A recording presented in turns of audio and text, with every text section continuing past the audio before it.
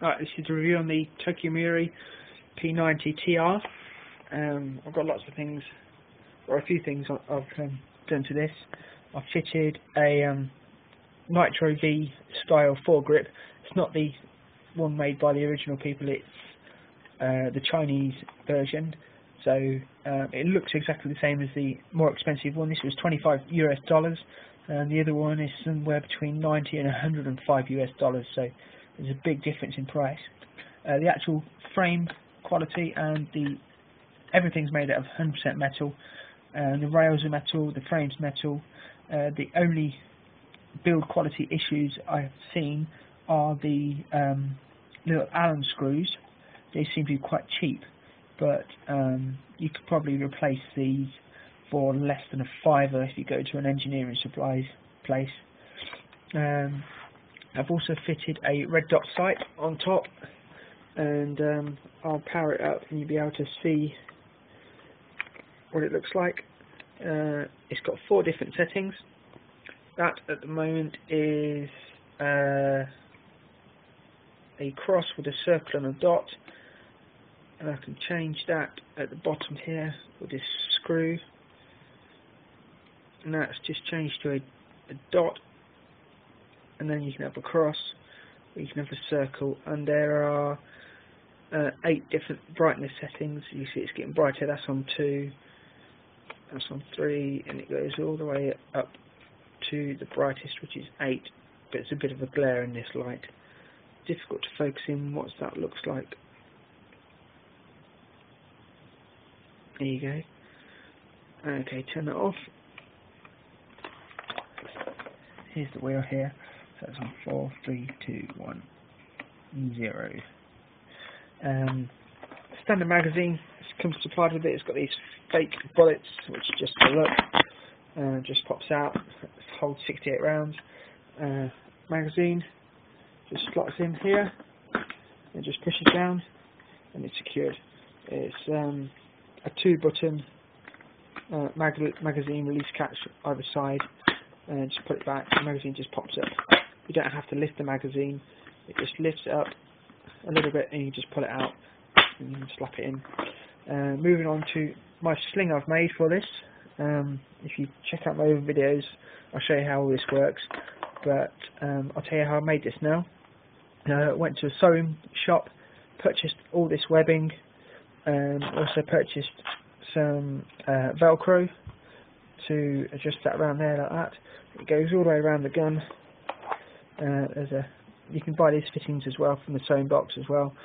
It's just an adjuster strap, and this connects to my vest, and I can take this off just by popping that out. It goes through the thumb guard or thumb hole. Take that off, and you can also change these around, so you can have it for a left-handed person or a right-handed person, so you can have this on the outside of the weapon.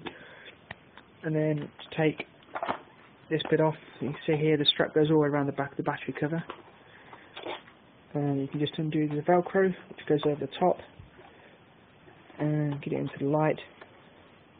You can see it just goes through an ordinary square plastic bracket, and then that just comes off. And then the battery is housed in here above the motor. The motor is all in here, the gearbox and everything is all in here. There's a thumb tab to press in.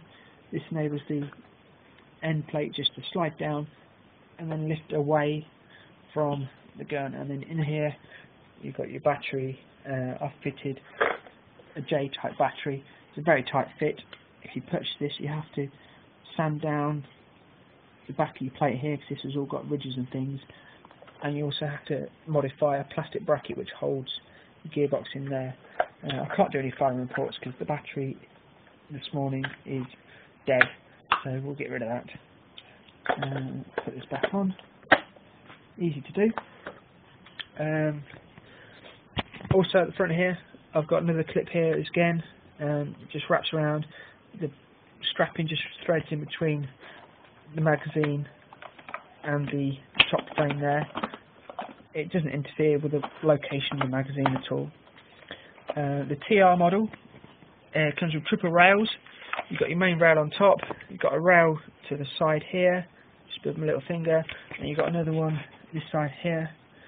Obviously the foregrip I've bought has got rails everywhere on all four sides, and the gun came with this silencer. It works quite well. If you purchase this separately, it's £25 anyway, and the other model of P90 is the red dot sight, and that just comes with a built-in red dot sight into the frame, and you do not get the rails. So the TR model comes with rails and a silencer, which I think is a bonus for no extra money. To separate the receiver from the stock, it is just this little button here. You just push this down, and you push forward. It's difficult to do one-handed. Oh, there you go, done it. And then that's separated, and then you've got your stock, which you can just put one to one side, and here you've got your hop-up. You can see the hop-up quite well.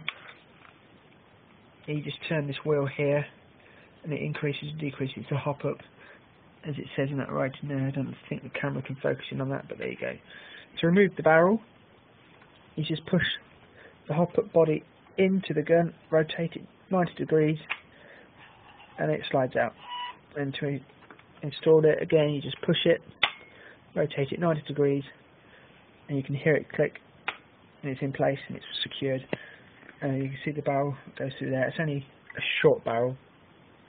And to reassemble, you just line these up and push them together. There you go. Do it one-handed. It's really simple. It comes apart really quickly. Also, you've got the charging handle, non-function, just goes back, makes a nice clack sound. What I did was the spring inside, I took it out, I stretched it, reinstalled it, and it made this a lot tighter and more effective. The safety switch and the fire mechanism switch is located below the trigger. This is bad light.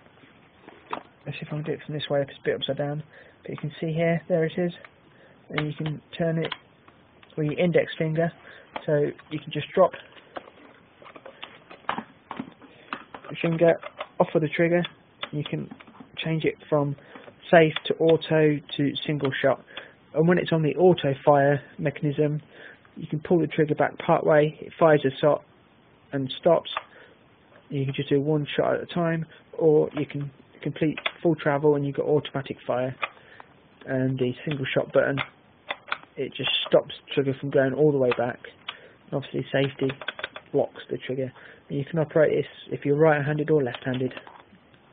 This is a really comfortable gun, really compact. It's great for close quarters. And as I say, the silencer, it works because all the noise is back here, and you can keep this tucked in close to your body or under your armpit, and it reduces a lot of the sound. Everything's plastic here. All this is metal. Actually, the frame is plastic, but you've got metal rails. And it's a really lovely gun to have. Coming back to this strapping I made. I made all the webbing, all the gun slings and straps, all the plastic clips, everything. What I did was I cut it to shape, I fitted it to the P90, and then I used super glue just to hold it in place, and then I used a sewing machine to sew everything together. I bought enough material, enough clips for this gun and the sniper rifle, and for a spare sling the whole lot cost less than £15, so it's a real good saving there. And check out the other video to see how it works. It's really cool. Okay, quickly, what I've got to say is you can access the hop-up from inside the thumb hole. There's a little trapdoor. You just slide this open, other hand, and then inside that hole you can see the hop-up wheel and the word hop-up, so you can adjust that quite simply.